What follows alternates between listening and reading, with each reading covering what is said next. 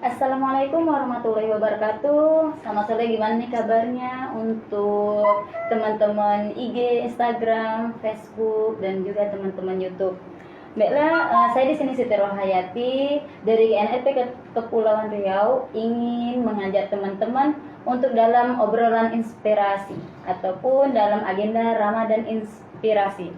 Jadi sebelumnya nih Bu, izin Bu untuk menyampaikan bahwasannya untuk mengajak teman-teman Instagram, Facebook, YouTube, dan teman-teman semua yang dimanapun berada bahwasanya dari KNRP itu ada donasi paket buka puasa untuk Palestina senilai Rp100.000, paket sembako untuk Palestina itu ada Rp500.000, paket bingkisan lebaran untuk Palestina itu ada Rp500.000, santunan anak yatim penghafal Al-Quran itu ada Rp350.000, dan juga ada paket untuk Palestina, sedekah Palestina itu tidak dibatasi. Jadi ayo di bulan Ramadan ini kita siapkan untuk infak terbaik kita, sedekah terbaik kita untuk saudara-saudara kita di Palestina, untuk adik-adik kita, untuk saudara-saudara kita, supaya mereka juga merasakan kebahagiaan dan keberkahan di bulan suci Ramadan ini. Amin ya rabbal alamin. Baiklah nih Bu, langsung saja nih Bu. Assalamualaikum Ibu, gimana kabarnya Bu? Waalaikumsalam warahmatullahi wabarakatuh. Alhamdulillah, luar biasa. Alhamdulillah. Nah teman-teman, kita kali ini kedatangan tokoh ataupun ibu yang inspirasi nih dengan tema kita ya, yang Masya Allah itu tentang dengan tema kita yang juga tentang inspirasi, yaitu tentang tema kita ya dengan Ibu Irawati ya. Ibu selaku ini Bu juga business women and juga parenting, dan juga ini parenting ya Bu. Masya Allah. Jadi dengan tema kita hari ini yaitu business woman and parenting enthusiast. Jadi teman-teman di sini untuk orang tua ataupun untuk teman-teman yang bakal menjadi orang tua. Jadi tema ini nih Masya Allah banget gitu untuk semua kalangan gitu. Jadi dengan tokoh yang kita hadirkan sekarang ini yang Masya Allah gitu ya Bu ya, yang Insya Allah bisa menginspirasi kita baik itu kalangan milenial, anak muda, bahkan sampai orang tua. Amin. Jadi alhamdulillah ya Bu, sekarang gimana Bu untuk kegiatan di bulan suci Ramadan ini Bu? Alhamdulillah masih lumayan padat ya, mulai dari awal nih, tadi barusan habis webinar terus langsung ke sini. Saya juga diamanahi sebagai konselor keluarga dan itu juga masih berlangsung. Karena kan permasalahan keluarga, konsultasi keluarga itu kan nggak nunggu Ramadan atau di luar Ramadan ya, jadi akan selalu ada. Nah ini Bu, untuk terkait dari temanya sendiri nih Bu, bahwasanya business women and parenting enthusiast gitu Bu, Masya Allah. Nah yang pertama ini Bu, gimana sih Bu gambaran dari awal tema ini Bu, yang seorang perempuan yang berbisnis dan juga seorang ibu dalam parenting keluarga yang baik gitu Bu. Mohon pemaparannya Bu untuk kami yang memang membutuhkan, masih fakir ilmu ini Bu gitu Bu. Ini jawabannya 5 jam atau 1 jam? Oh, boleh Bu. Baik, jadi saya dapat gelar baru dari KNRP nih ya, business woman gitu ya. Mudah-mudahan benar-benar doakan sukses dunia akhirat dan bermanfaat. Jadi sebetulnya kalau cerita dari awalnya kami fokus bergerak di bidang pendidikan ya, karena keluarga juga di bidang pendidikan. Tapi qadarullah Allah mentakdirkan kemudian seperti istilahnya kalau bahasa mentor saya itu diceburkan gitu ya, diceburkan tapi ke tempat yang enak gitu, di tempat diberi lahan bisnis, ladang dakwah, dan itu juga memang betul jadi ladang dakwah kita juga gitu ya. Yang sehingga akhirnya kita punya mimpi di dalam bisnis yang kita kerjakan, bisnis yang alhamdulillah sesuai dengan syariat.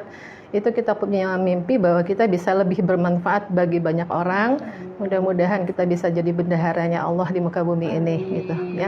Mungkin kalau terkait dengan peran gitu ya, terkait dengan peran kita sebagai perempuan, kemudian bergerak di bisnis, kemudian di keluarga dan konselor misalnya, dan mungkin yang lain-lain ya, lebih ke ini ya kayaknya Mbak Siti ya, bagaimana kita mampu memanage waktu dan diri kita gitu, dan menempatkan menempatkan prioritas mana yang duluan kita lakukan itu kalau dalam keseharian itu. Nah ini gimana nih Bu, antara misalnya menjadi seorang business women ataupun kita itu harus memilih antara business women ataupun menjadi parenting enthusiast tuh Bu, gimana Bu? Ataupun ke keluarga gitu ya. Ataupun ke keluarga gitu, karena kodratnya kita kan seorang wanita nih Bu, jadi memang basic kita kemana salah satu atau kenapa semua bisa kenapa tidak gitu Bu, mungkin gitu Bu. Saya suka banget pertanyaannya Mbak Siti gitu ya. Jadi bagaimana mengharmoniskan menyelaraskan itu gitu ya.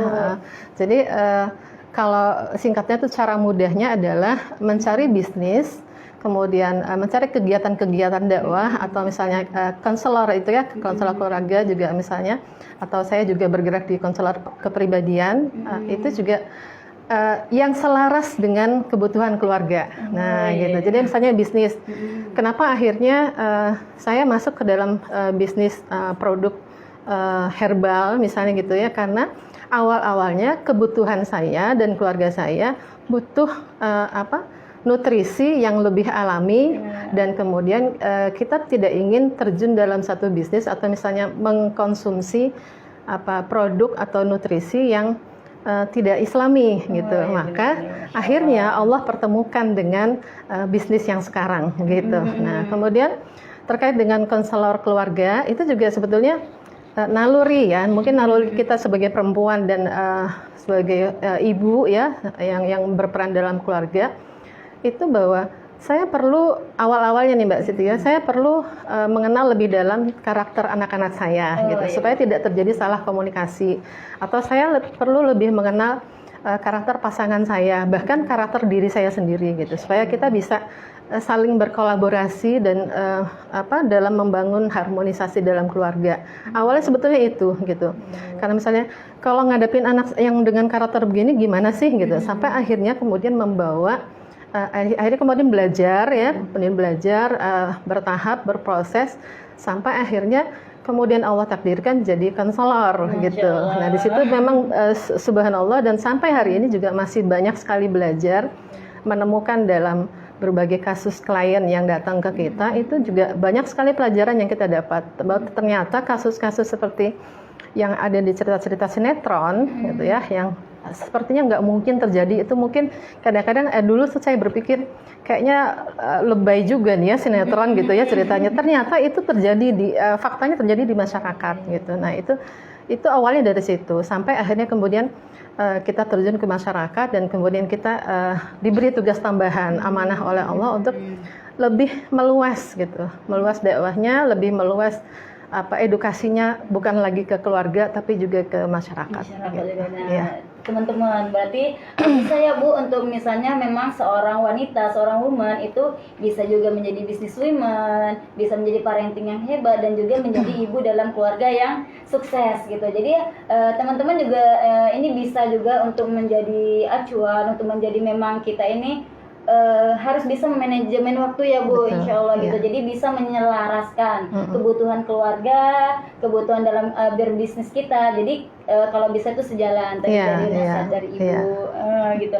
Nah, jadi gini Bu, misalnya nih dalam suatu kita itu ingin berbisnis misalnya Bu, seorang wanita, mungkin semoga mewakili ya pertanyaan dari teman-teman yang ada di rumah. Nah, mungkin kita mau berbisnis, tetapi kita memang punya niat nih Bu, oh kita bisa. Jadi dari kata bisnisnya itu Bu, itu memang itu fashion yang memang bisnis itu harus orang yang memiliki fashion bawaan bisnis, lahir gitu ya, atau memang itu harus dibibit gitu Bu istilahnya. Saya termasuk yang sejak kecil awalnya itu orang tua ibu terutama yang dulu sudah punya semacam cap, kamu nggak bakal bisa bisnis deh gitu. Itu ditandain ibu itu dari mana? Dari kalau belanja ke supermarket atau kemana, kalau ditanyain harga, saya nggak tahu, pokoknya saya bayar gelondongan. Oh sama ya. Ya, jadi di situ kemudian ibu sering banget kamu nggak bakal bisnis, nggak bakal tapi subhanallah ya, alhamdulillah. Mungkin berangkat dari keinginan untuk berdakwah dan kemudian ingin untuk mandiri ya, bahwa Islam itu kan harus punya Muslim itu harus punya izzah, harga diri, mandiri, kemudian kalau bisa dia bermanfaat bagi banyak orang. Maka mungkin dari situ ya, dari doa-doa itu kemudian Allah tempatkan ini loh yang paling pas buat kamu gitu. Nah itu teman-teman, jadi nggak ada batasannya. Misalnya memang orang untuk menjadi businesswoman dan juga untuk menjadi ibu yang sukses dan juga istri dalam keluarga yang berhasil. Nah mungkin gini lagi nih Bu, misalnya nih teman-teman nih misalnya di rumah memang punya niat gitu, gimana coba Bu masukannya? Mungkin kita mempunyai tokoh ataupun kita mempunyai contoh gitu seperti Bunda Khadijah sendiri ya Bu, misalnya ya dia dapat dikatakan entrepreneur pada masa sekarang dapat dikatakan. Nah entrepreneurnya untuk apa? Yaitu tadi tanpa adanya dana tadi kita dengan adanya dana tadi kita bisa membantu misalnya suami ataupun masyarakat dalam proses dakwah tadi gitu ya Bu. Jadi intinya kalau kita berbisnis tadi untuk niatnya lagi kita ubah lagi mindset kita untuk dalam niatnya lagi untuk apa kita dalam berbisnis tadi gitu ya Bu. Supaya sejalan juga ya Bu dengan kita dapat ridho Allah, maka kita dapat ridho semuanya. Betul. Jadi satu kali action kita dapat banyak. Iya, sebetulnya itu ya kuncinya ya. Jadi keinginan itu ingin misalnya melakukan satu action dengan banyak manfaat, itulah yang kemudian mendorong akhirnya saya akhirnya lebih concern gitu ya di bisnis dan konseling keluarga. Di bisnis woman ya Bu. Ya, dan terus terang sejak SMA itu sudah sangat terinspirasi sekali dengan Bunda Khadijah gitu ya. Jadi beliau sukses di bisnis, jadi bukan suatu hal yang tabu ketika seorang perempuan, istri atau ibu itu punya bisnis ya, asalkan bisnisnya itu sesuai dengan syariat dan menjalankannya juga dengan cara yang benar gitu. Dan niatnya juga tidak untuk menjadi hebat sendirian tapi juga menghebatkan orang lain. Masya Allah. Nah itu untuk bisnis woman-nya. Nah Bu, untuk parenting enthusiast-nya nih Bu. Nah jadi untuk para mungkin memang orang tua yang memang udah berkeluarga ataupun bahkan bisa juga kan Bu ya untuk kaum milenial yang menjadi insya Allah akan menjadi calon keluarga ataupun ini kan perlu itu ya Bu dalam pendidikan parenting dan juga pemahaman tentang keluarga. Ini gimana Bu nasihat untuk kami ini Bu? Iya. Jadi kalau untuk milenial aja dulu ya. Kalau untuk khusus untuk milenial yang kalau boleh saya ingin sedikit memberikan saran bahwa ketika kita ingin tentu semua baik yang masih lajang itu tentu semua punya cita-cita ingin punya keluarga yang sakinah mawaddah warahmah, dapat pasangan yang bagus, dapat anak-anak yang bagus, maka perlu ada ilmu kan gitu kan. Nah dengan menjadi konselor itu salah satunya kita bisa jadi perantara untuk orang tersampaikan ilmunya gitu. Dan kemudian untuk mendapatkan keluarga yang sakinah mawaddah warahmah tidak bisa dimulai dadakan, maka harus dipersiapkan bahkan sebelum kita menikah gitu. Jadi jangan kita baru sibuk mempersiapkan diri misalnya sekian hari H kita menikah baru kita sibuk baca buku tentang pernikahan, tentang anak dan sebagainya, tapi jauh-jauh hari gitu, karena nanti terkait dengan kesehatan fisik, kesehatan mental dan sebagainya. Bahkan kalau dari ilmu Tibbun Nabawi yang terkait dengan bisnis yang saya tekuni sekarang, bahwa mempersiapkan diri, misalnya kalau yang wanita atau yang pria itu juga harus dari sebelum dengan memilih makanan yang baik. Yang kalau saya paling banyak nih ketemu anak-anak muda yang mungkin masih jajannya masih doyan jajan-jajanan yang mohon maaf junk food, misalnya gorengan kan gitu ya, makanan-makanan yang mengandung zat-zat kimia yang banyak, sehingga akhirnya buntut-buntutnya kesini-sininya banyak. Hari ini kalau kami di konselor keluarga itu banyak menemukan kasus misalnya atau konselor kesehatan ya, karena di Tibbun Nabawi saya juga kasus misalnya ada kista di reproduksi, kemudian sulit punya anak misalnya, bisa jadi itu akibat-akibat negatif yang muncul setelah berapa tahun, mungkin timbunan-timbunan makanan yang mungkin tidak sehat, belum lagi pola-pola yang lain yang terkait dengan kesiapan mental kita. Jadi bukan disiapkan begitu kita nikah baru kita sibuk menyiapkan diri, tapi dari jauh sebelum kita menikah gitu. Itu.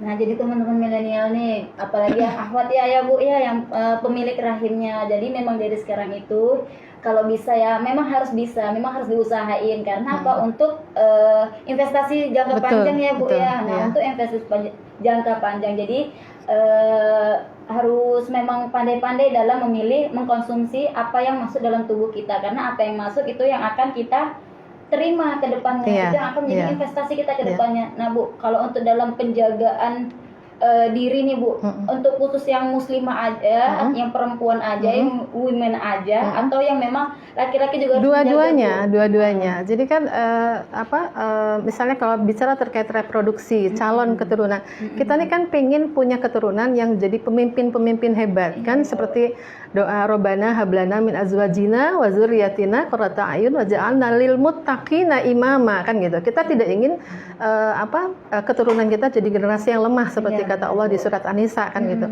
Maka ketika kita ingin generasi atau anak-anak keturunan kita jadi anak-anak berkepribadian hebat, berkepribadian leadership yang bagus, ya siapkan dari ini, dari bukan hanya di akhwatnya saja gitu, tapi juga dari ikhwannya yang calon pemimpin keluarga, kan bibitnya harus bagus, ladangnya juga harus bagus begitu. Itu dari sisi nutrisi saja gitu. Nah, terutama juga kita harus siapkan dari sisi spiritual, kemudian mental gitu. Kalau kita ingin dapat pasangan yang soleh, kemudian pasangan yang kualitasnya bagus, maka baguskan diri kita gitu. Jadi dan trik-trik itu yang sering sekali kita sampaikan pada saat edukasi kepada keluarga muda atau pada kaum milenial di seminar-seminar pranikah gitu.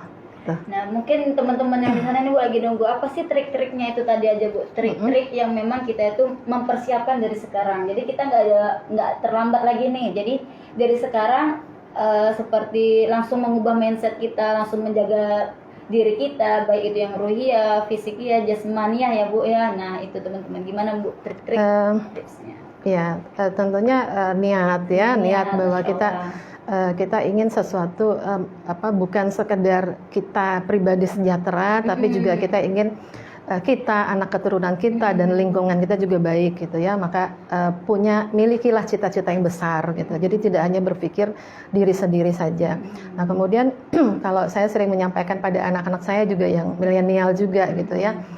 Yang paling gampang sih sering-sering mengingatkan saja, misalnya kalau karena saya juga di herbalis, jadi nutrisinya dijaga, jangan terbiasa jajan gitu ya, kemudian makan makanan yang mungkin tidak baik, minum minuman yang mohon maaf yang bersoda, saya tidak usah sebut merek lah ya, kemudian pokoknya yang begitu-begitulah gitu ya, karena itu juga sedikit atau banyak kan berefek negatif pada terutama reproduksi, kemudian pada pada jiwa dan raga kita. Kan kita nggak mau pada usia 35 tahun ke atas kemudian kita sudah mulai sakit-sakitan. Nah, karena saya perhatikan banget gitu Mbak Siti, begitu kita di usia 30 atau 35 ke atas, itu grafik aktivitas kita, grafik stamina kita mulai terjadi penurunan gitu. Maka perlu diperhatikan. Itu yang sering saya ingatkan pada anak-anak saya yang milenial. Kemudian banyakkan doa gitu. Banyakkan doa ya Nak ya. Selalu saya pesan gitu, terutama yang generasi milenial. Jadi bahwa pasangan yang baik, keluarga yang sakinah mawaddah warahmah tidak bisa wujud tiba-tiba, semua butuh perjuangan. Jadi setiap keluarga sehebat, setampak apapun sakinah mawaddah warahmahnya, pasti dia pernah mengalami gejolak-gejolak. Nah itu juga perlu disiapkan. Jadi jangan kaum milenial kemudian berpikir bahwa ketika menikah itu seperti Cinderella ketemu pangeran, nah gitu ya. Atau misalnya kadang-kadang mohon maaf kami menemukan misalnya dalam konseling keluarga, dia berpikir ketika menikah dia akan terbebas dari bawelan orang tuanya gitu ya. Maka menikah itu artinya enak, kemudian menikah dengan orang yang dicintai gitu, bisa terus berdua begitu. Tapi di sisi lain harus menyiapkan mental dan spiritualnya, bahwa pasti di dalam menempuh rumah tangga, mengurus suami dan anak itu akan kita temukan gitu kerikil-kerikil, bahkan mungkin batu yang agak-agak besar gitu ya dalam keluarga. Nah, kalau kita bisa melewati itu dengan baik, maka insya Allah kita akan semakin tangguh dan semakin sukses, dan keluarga Samara itu bukan satu mimpi, insya Allah bisa diraih. Gitu. Ilmunya jangan lupa, jadi terus belajar.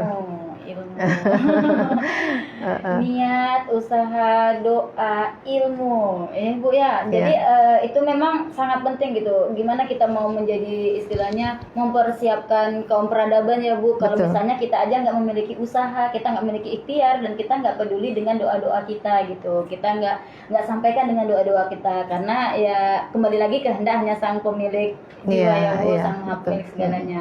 Nah jadi gitu teman-teman. Jadi nih Bu, kalau yang untuk ini Bu, yang untuk yang parentingnya sendiri nih Bu, untuk ada nggak gini Bu, misalnya kejadian nih, Siti kan pernah baca buku nih, jadi yang misalnya si anak lagi manggil nih, ibu ini apa, tapi ibunya nih karena bisnis woman tadi Bu, asik pegang gadget. Nah bentar nih ada pesanan, bentar ini mungkin gitu Bu. Nah bagaimana cara kita supaya kita yaitu kita bisa balance gitu Bu, antara yang satu dengan yang lain tanpa kita meninggalkan itulah kewajiban kita yang sesungguhnya. Dan karena bisnis itu istilahnya untuk kita sejalan aja, mungkin untuk mengeksplor kemampuan kita ataupun yang lain sebagainya, itu gimana? Iya, jadi antara bisnis, keluarga, kemudian aktivitas dakwah dan kemasyarakatan jangan sampai berbenturan ya, tapi tetap itu tadi di poin awal tadi bahwa kita harus bisa memanage, kemudian harus bisa menempatkan mana yang prioritas yang harusnya di atas, mana yang di nomor 2, nomor 3 dan di bawah gitu. Nah dalam hal ini tentu ketika bicara masalah keluarga, tentu keluarga yang paling prioritas kan gitu, bukan bisnisnya kan gitu. Artinya ketika misalnya ada hak keluarga yang memang perlu ditunaikan ya, sementara ada misalnya panggilan bisnis online begitu, maka mau tidak mau kita harus dulukan panggilan keluarganya kan begitu kan. Itu tidak baku, artinya tidak selalu, mungkin bisa jadi kadang-kadang mungkin kita dulukan yang misalnya orderan, misalnya bisnis. Artinya selama itu bisa dikomunikasikan dengan baik dengan pasangan maupun dengan anak, it's okay, tidak ada masalah. Tapi kalau misalnya itu tadi anak memang lagi butuh kita dan memang sangat mendesak ya, jadi artinya sebagian waktu kita harusnya lebih besar pada keluarga daripada kepada bisnis gitu ya. Bisnis itu bagian dari untuk dinamika dalam keluarga dan untuk membantu ya, tools untuk membantu kita menjaga harga diri kita sebagai keluarga muslim dan memperluas manfaat kita gitu untuk umat begitu. Intinya prioritas ya, manajemen prioritas. Dan itu juga perlu ilmu. Nah, ya ilmu lagi, memang ilmu semua. Masya Allah, segala-galanya memang berawal dari ilmu. Memang kita sebelum melakukan tindakan ataupun perkataan apapun itu ya diawali dengan ilmu tadi ya. Betul. Masya Allah. Jadi gini teman-teman ya. Jadi untuk Siti sendiri mungkin banyak yang memang kita dapat gitu, Masya Allah gitu hari ini. Dan untuk ada nggak yang kira-kira teman-teman nanya di kolom chat? Nggak ada ya? Nah, untuk itu Bu lagi boleh lagi ya Bu sharing lagi Bu. Nah gini Bu, misalnya nih, ataupun mungkin apa sih Bu yang sering terjadi atau yang sering muncul dalam ketidakbalansan antara tadi bisnis dengan menjadi seorang ibu ataupun seorang ya dalam keluarga tadi Bu, aktivis gitu, yang memang apa gitu Bu yang sering terjadi gitu Bu, dan bagaimana gitu Bu untuk bisa memang menetralisirnya? Kalau dari pandangan saya pribadi yang sering terjadi itu kadang-kadang begini, mohon maaf misalnya kadang semangat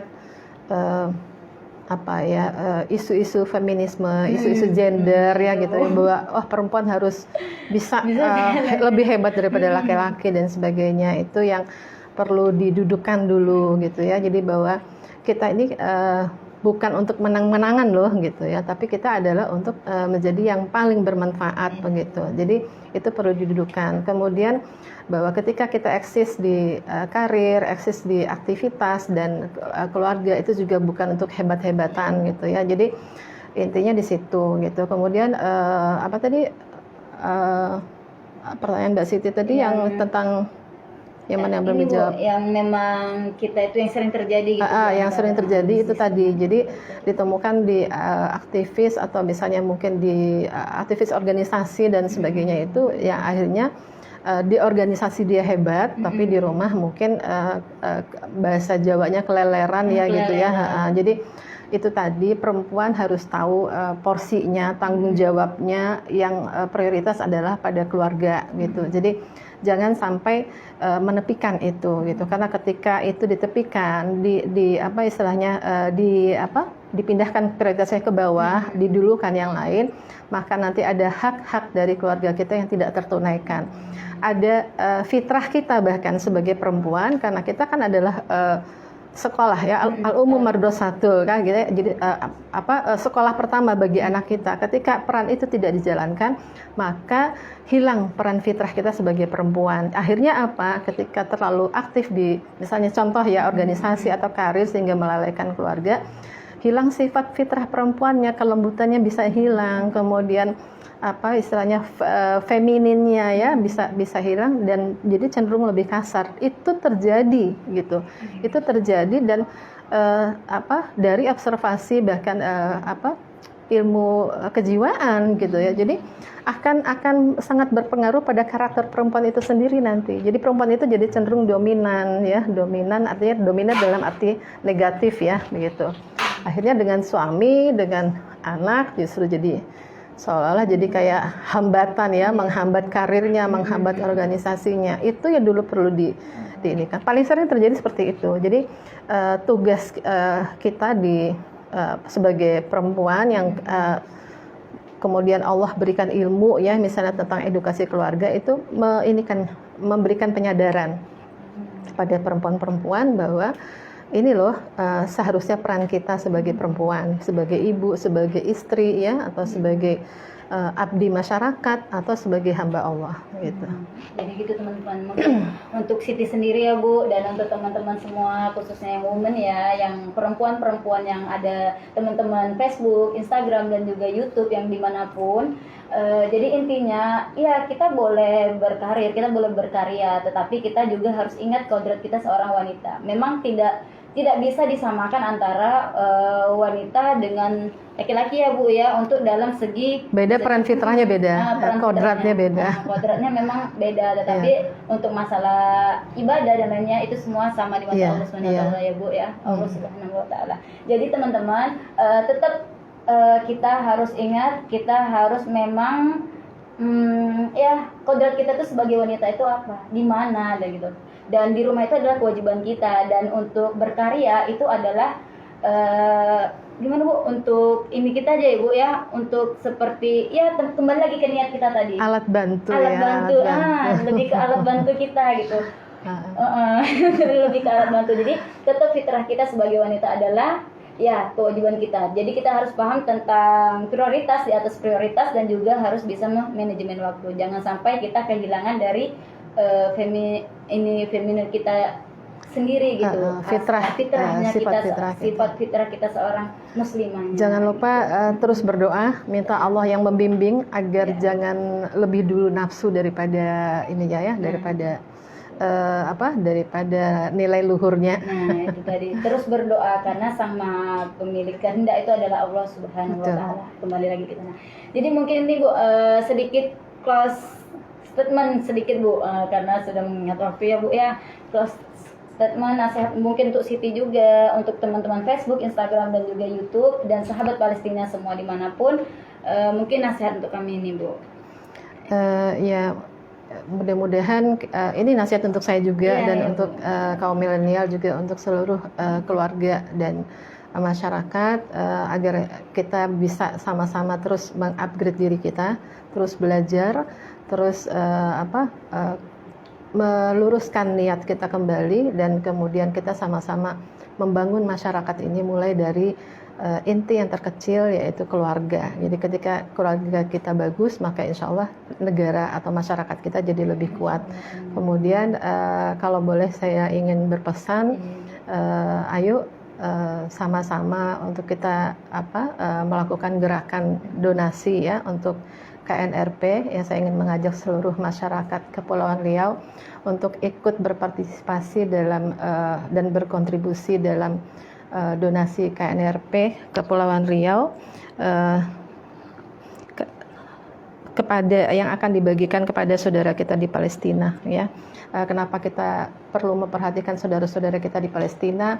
Karena di sanalah bumi para anbiya, gitu. Jadi di sanalah sejarah Islam itu juga bermula, begitu ya. Jadi itu sebagai bentuk kepedulian kita terhadap saudara-saudara kita dan terhadap sejarah Islam, ya, sejarah penting Islam itu sendiri, gitu. Surganya Allah, ya. Mudah-mudahan dengan itu Allah akan menjadikan keluarga kita, anak keturunan kita orang-orang yang soleh sebagaimana teladan Rasulullah dan para nabi. Nah, jadi itu tadi teman-teman, mungkin sekian ya untuk ngobrol inspirasi kita pada hari ini. Jangan lewatkan besok setiap sore kita akan ada lagi obrolan inspirasi lainnya dengan tokoh-tokoh yang memang menginspirasi insya Allah, dan semoga kita semua bisa mengambil ibrah hikmah dari keberkahan di bulan suci Ramadan ini. Amin amin ya rabbal alamin. Terus stay tune dan jangan lupa tetap jaga kesehatan di bulan suci Ramadan supaya kita juga harus menjaga fisik kita supaya kita bisa beribadah maksimal. Amin amin ya rabbal alamin. Tetap di obrolan inspirasi. Saya Siti Rohayati, mungkin terdapat kesalahan saya mohon maaf Bu, dan mohon maaf lahir batin. Mohon maaf lahir dan batin. Apabila terdapat kelebihan itu datangnya dari Allah Subhanahu wa taala. Afwan minkum. Assalamualaikum warahmatullahi wabarakatuh. Jazakallahu khair Ibu. Wa iyaki, maaf lahir batin.